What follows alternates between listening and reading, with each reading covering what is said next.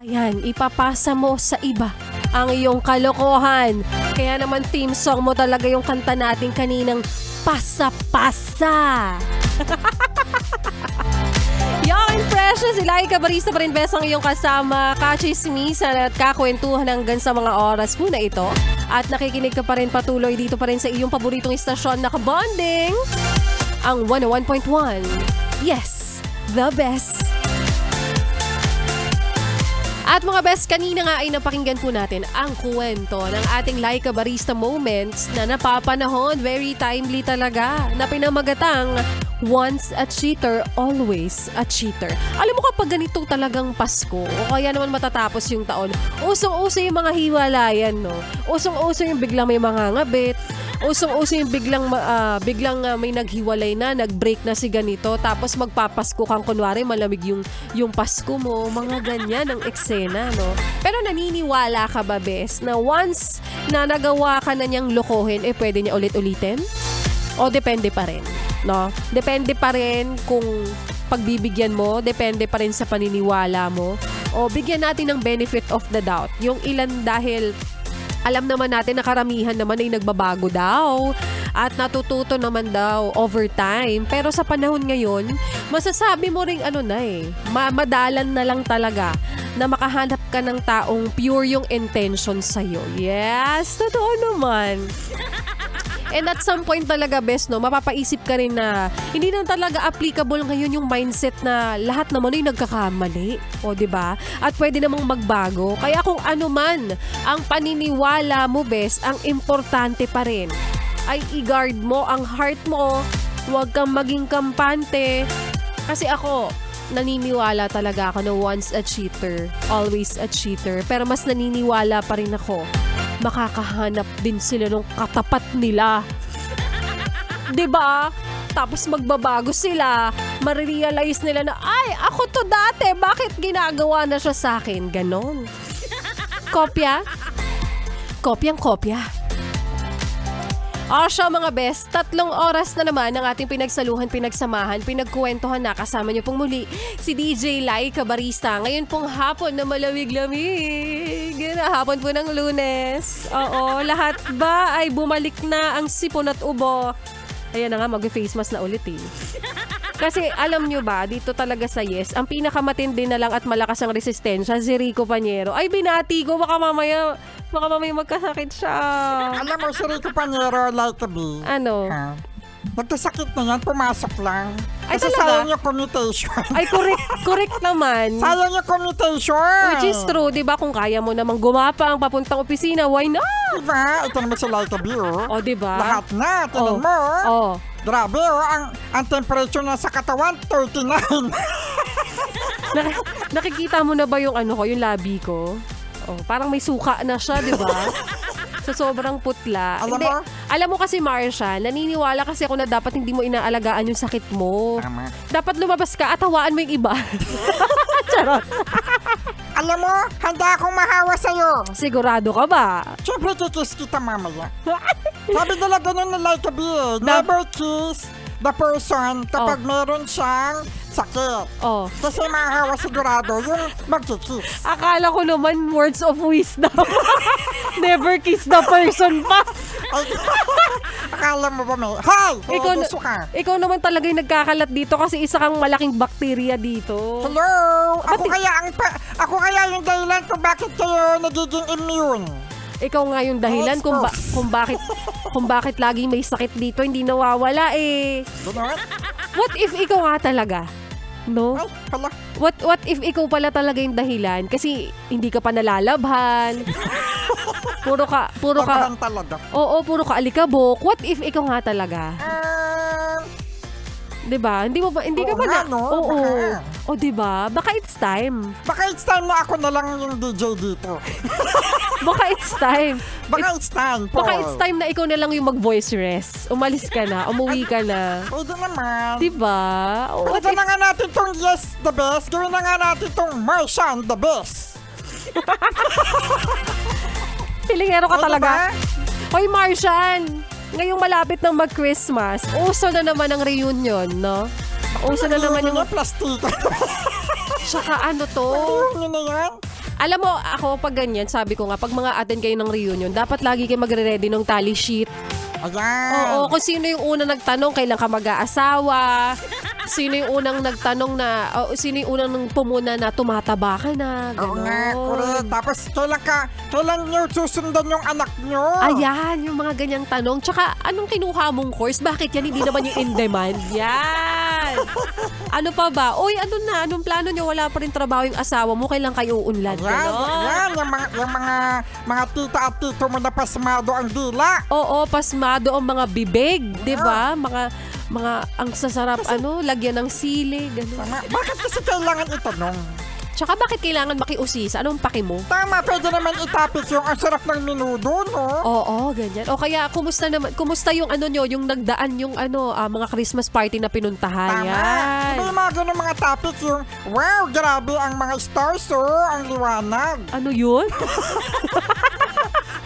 O kaya yung mga tanong na pwede naman yung pwedeng tanong na, oy, ano yung plano nyo for 2024? May Ayan. business ba kayong bagong tinayo? May plano ba kayong itayo? Ganyan. O kaya yung tanong na, ano kaya nangyari kay Richard Gutierrez saka kay Sara Labati? O kaya totoo kaya na hindi lang nag-a-announce si Kim Chu tsaka si Yan Lim pero break na sila. Yung mga ganyan. Correct. No? Pag-usapan nyo yung buhay ng ibang tao, hindi yung buhay ng bawat isa dito. Tama. At saka, kailan kaya titigil Yung bibig mo. Yun na pala. Yun na. Yun na pala yun. Diba? Kapag ganyan, diba? Yun kagad yung ibuelta mo. Tama. Pag tinanong ka, uy, kailan ka ba planong mag-asawa? Napaka-insensitive. Kala mo naman talaga. Alam mo, paulit-ulit na lang yan. Bakit kaya yung mga tao, ang hilig nilang magtanong kung kailan ka ba mag-aasawa, kailan mo ba planong mag-settle down na, kailan mo kaya planong mag-anak? Alam mo, alam ko talaga yung sagot dyan eh. Ano yun? Habang may singhot. Habang sinisinghot ka, like to be. Di na ka narinig sa ere eh. Palka talaga. Kasi yung generation nila, hindi pa na-wash out. Na-wash out. Hindi pa sila nauubos Hindi lahat. pa na-wash yung generation. Ay nako, dapat talaga sinama yan kay Vegeta nung pinasabog niya si Majin Buu eh. Tama! Vegeta! Ikaw na talaga ang susi. Diba? So totoo lang talaga. Paulit-ulit na lang. Kasi minsan pupunta ka sa isang reunion para mag-enjoy, magsaya, magkumustahan. Hindi para, diba sabi ko, ito ay reunion, hindi to interrogation. Dapat masaya. Oo, kaya yung iba mape-pressure talaga. Tsaka may ilan na hindi na nga lang pupunta kasi nga alam nilang yan yung mga sasalubong ng mga tanong sa kanila. Wow. Palibasa kasi hindi mo nararanasan, Marshall. Palibasa kasi. Malayo kasi ako sa pamilya ko. Kaya nga, malayo ka sa mga taong hindi ka naman mahal. Grabe. Diba? Kaya nga sabi ko, tigilan na to, napaka-toxic ng ganitong kultura. Correct. Yung tanong-tanong, dapat pag-usapan dito, bakit kayo spaghetti ng kapitbahay parang di masarap? Oo nga, parang nagulat yung spaghetti ng kapitbahay. Bakit nagulat? Kasi ang putla. Grabe. Ang putla, chong, alam ko, ang tumitosos ay red, hindi pink. Diba? Ang pag-usapan, yung mga ganung bagay, hindi yung matatapos yung araw ng reunion nyo na puro samaan ng loob.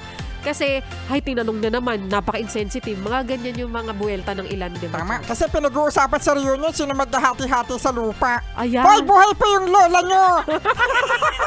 Okay nga lang sana kung yun eh. Oo nga. Kahit pa paano valid pa. Di ba? Parang, ano na ba, napag-usapan na ba yung lupa? Kailan naman natin ito paghahati-hatian? Ganyan. Tama, gano'n. Ay, tapos nako. yung mga bata naman, di naman nagbabanding. Oh. Kasi cellphone ng cellphone. Ay, correct. Mga nagtatantrums lang dun sa gilid. Kasi kinuha mo yung cellphone. Tama, tapos kalabit sa nanay, sabi, ma, kailan tayo uwi? Wala, nakakaloka yung mga ganyang bata. Ang sarap iwan na lang. Ito yung mga tipo, sana ikaw na lang yung cast doon sa Home Alone. Ikaw yung masarap iwan sa bahay. Ganun. Alam mo, kapag ako ganyan, kapag anak ko na ganyan ako, ay, mabilis ang buwelta ko. Sabi ko, ay, wag po kayo mag-alala. Wala naman akong planong isikreto. Kung may plano po ako, malalaman yung lahat. Eh ako pa naman, Martian, talagang, I speak my mind. Ayan. Oo. Kung ano nasa isip ko dahil dun sa sinabi mo, talaga sasabihin ko. Ayan. Gusto ko yung din yung mga dila. Oo. Diba Dila ni Laika B. Minsan di mo pa kamag-alak, tas may nagtanong sa'yo, ano na, kailan mo pa plano? Kailan po kayo mawawala? Charot. Wag ganun na. Charot lang naman. Pabiro lang naman. Reunion. Wag na. Kung ayaw nyong bumalik din sa inyo yung tanong. Kung diba? kailan din. Kailan? Kayo mawawala. Martian, dahil na pag-uusapan na lang rin natin yung mga reunion at ngayong darating na Pasko, sana nga ngayong Pasko, Martian, ay magkaroon ako ng maraming pera na kasing kapal ng mukha mo. Ikaw, anong sana mo ngayong Pasko? Isa lang naman ang gusto ko. Anong gusto mo? Ngayong Pasko. Anong gusto mo? Yung ibabalot ka. Oh. Pagkatapos, bubuksan ko. 7 days. 7 days. Na nandun ka sa loob. Akala ko nakabalot ka, tapos ipiprito ka. Shanghai tayo. Sige na lang, Gabi! Sa akin. Manahimik ka. Ito ibabalot ko, tapos itatapon kita sa basurahan. Ganun. Ay! Grabe siya. Love na love niya ako talaga. Kailangang lumis. Si Laika B, lagi may sakit every week. Nakakainis na nga. Si Maria Morena rin may sakit. Ay, gano'n? Nahawa kasi tayo. Hala. Nainis na nga ako. Paulit-ulit na lang. Tama. Kuya Joshua, kailan ka ulit? Naiinis na rin ako. Paulit-ulit na siya. Ulit. Nag-survey nga ako dyan sa labas eh. Marami rin na ulit yung mga sipon. Gano'n? Inis na ako. Ano ba yung vitamins mo? Gusto mo bigyan kitang vitamins yung tumatalsik? May vitamins ako. Ano? 2 pa nga yun eh. Kaso kasi pag may na-encounter ako may sakit talaga. Ay? Nahahawa ako. Inis ako. Alam mo, ang pagiging sakitin, merong sintomas. Sintomas ng ano yan? Ano na naman? HIV. Hoy! Pinagsasabi mo dyan. Balitang-balita kasi yun eh. Mataas daw yung HIV case ngayon. Kaya, Baka ikaw yun. hala, ako? Oo. Loyal ako, no? Sa kabila yun ah. Iba yun. Loyal. Kabila yun. Sige na, uwi na si Laika B para magpahinga. Mag-aalagaan ko siya. Alam ko na to eh. Na-realize ko na to eh. Napagtanto ko na to. Na mahawaan ako eh. Nag-start ka, mama, Papa, after ng ano? After nung nung anniversary. Oo. Siguro nga dahil nasa puyat pagod, ang Tsaka may mga dumatahak din eh, Papa. Tsaka mga sumisingot-singot. Kasi mama mo rin.